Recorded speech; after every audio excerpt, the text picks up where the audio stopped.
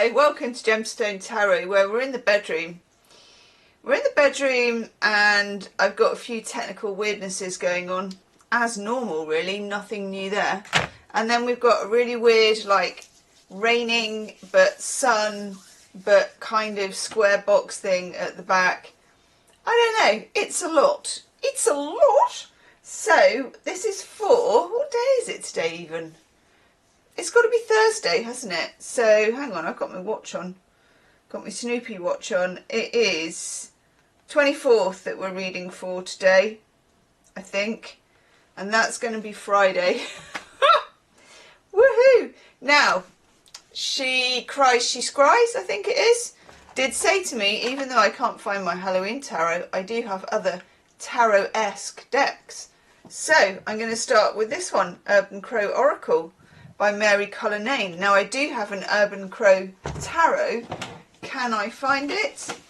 Can I buffalo? So, we're just going with this, because this is where the wind has blown us, okay?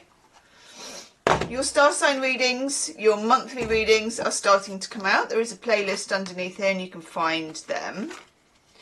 Okay, that's the guidebook. Very pretty, isn't it? And also, Gemstars, a new kind of video coming out probably today.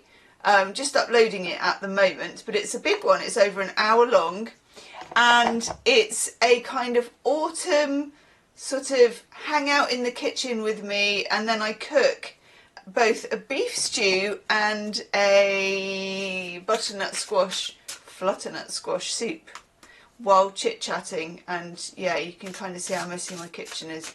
I know, it's one of those. I just thought I'd go for it and do it, a bit like an autumn vlog.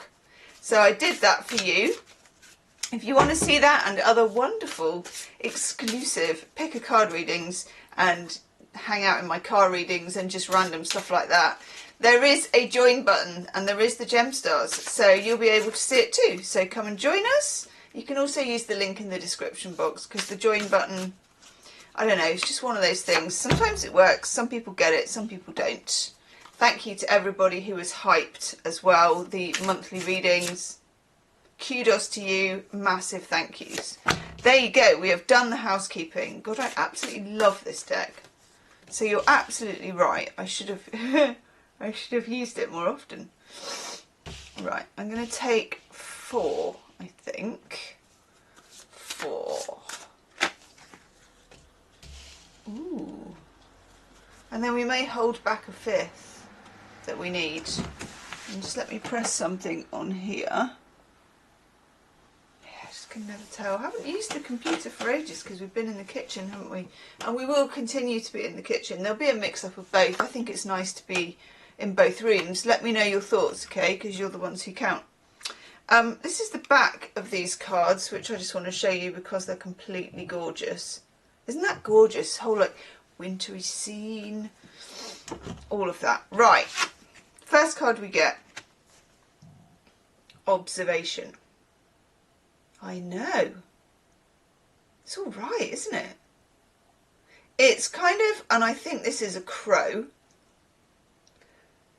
And looking at what is quite complex because it's a spider web, and what I'm getting, and I don't know if this is right, and I'm sure you'll tell me in the comments if it isn't, because you're clever people. Spiders' webs, I reckon, have something to do with the Fibonacci sequence. And if it's not the Fibonacci sequence, it's something else, isn't it? Because, and I'm sure I've told you this before, but I once spent a long time watching a spider do a web. And it was because I had broken the web by pulling some washing off the line. I was gutted. I was like, oh no. Because, you know, there's something, I have a deep respect for spiders' webs. And anyway, they probably don't care, but whatever. I felt disappointed. So I was pregnant at the time, so I remember that. I was on a sun lounger out the back, and I just spent that time watching this spider, like, redo it from scratch, build this new web. And I just got the feeling then, you know, like you do, that, and it's very difficult, I suppose you'd call it a spiritual feeling, but it was a bit of a, there's more to this than meets the eye, you know, that kind of thing. So I'm kind of feeling that behind this card. So I'm feeling the patterns behind things. I'm feeling the sequences. And at times I think there's almost a silent sequencing that we're not aware of. That is a lot, isn't it? That is a lot. Okay, so the observation is not necessarily trying to change it or trying to grab it or trying to do any of those things with it, but the observation is just watching and waiting and noting and thinking, that kind of thing. Yeah. Then we get waterproof. Now, of course, could mean coats, but more importantly, it's something to do with survival. And because this, you know, bird feathers have a lot of this built-in kind of grease, don't they, or whatever it's called, that if we were building some kind of mechanical thing, we would also make sure that it was covered in or lubricated by or assisted by this. You know, for example, I've got some Gore-Tex shoes and I've got a Gore-Tex coat, and I honestly need to do it. It's one of those, you know, those jobs that you just put off and there's no reason to put it off, but you do. So with my coat, you have to wash it in this Nick wax, and I can't be arsed, and so I don't. But I'm going to, and I do that because it waterproofs it. So there's something here about you having some natural weatherproofing or some natural waterproofing so that things can run off you in the way that they need to run off you. You don't need to worry about... I'm not going to say you don't need to worry about protecting yourself, because that's not entirely true, but you don't need to take such... You don't need to be anxious about protecting yourself. You do need to protect yourself, but acute observation and keeping your mind and your eyes open may be all the protection that you need. You don't necessarily need to get stressed about whether you're ahead of the curve with something or somebody, or whether you're behind, whether you're inside the tent. What do they call it? Am I inside the tent pissing out, or are you outside the tent pissing in? You know, you want to be inside the tent, especially at the moment. Then we get mischief. My camera just went a bit wonky then. I think it's because of the light. Anyway, mischief, you know, and we all know what that means, especially when there's cats around. A cat amongst the not pigeons, crows, I suppose, but you know what I'm saying. In other words, there may be a person, a thing, a force, a pattern that is a little, what's the word? Incendiary, destabilising, those sorts of things. And you're sensing this, but remember that you do have that built-in waterproofing.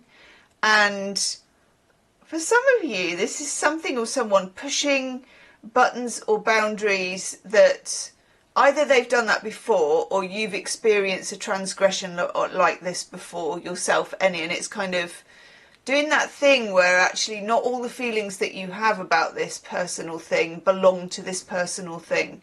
Some of them belong to you, your past, your history, your patterns. Okay? And then we have this bad boy. Communication. And I do like this. For some of you, you may be getting a communication that is a little bit triggering in some way. For others of you, you may have not had a communication and that's triggering you in some way.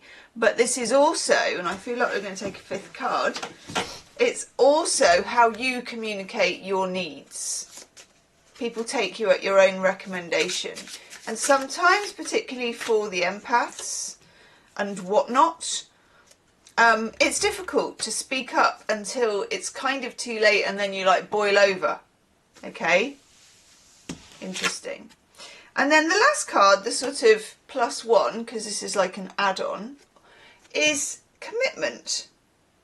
So for some of you, this may be about whether someone is committed to a friendship with you, whether someone is committed to a relationship with you, or whether they're committed to a project with you, you feel to me like you're committed, but are they inside the tent or outside the tent? This is what you're going to say at the next meeting, isn't it? They'll be like, yes, blah, blah, mwah, mwah, mwah, mwah, mwah, mwah. That's my meeting Charlie Brown noise. And then you'll be like, yes. Can I just say, are we inside the tent or are we outside the tent? And then just leave a grave silence, like everybody should know what you mean. And be like, leave me a comment. Come join the Gemstars and you can be in the kitchen with me badly making my stew. It wasn't bad actually. They turned out. I did eat both of them. The soup was magnificent. The stew, not so great, but I tried.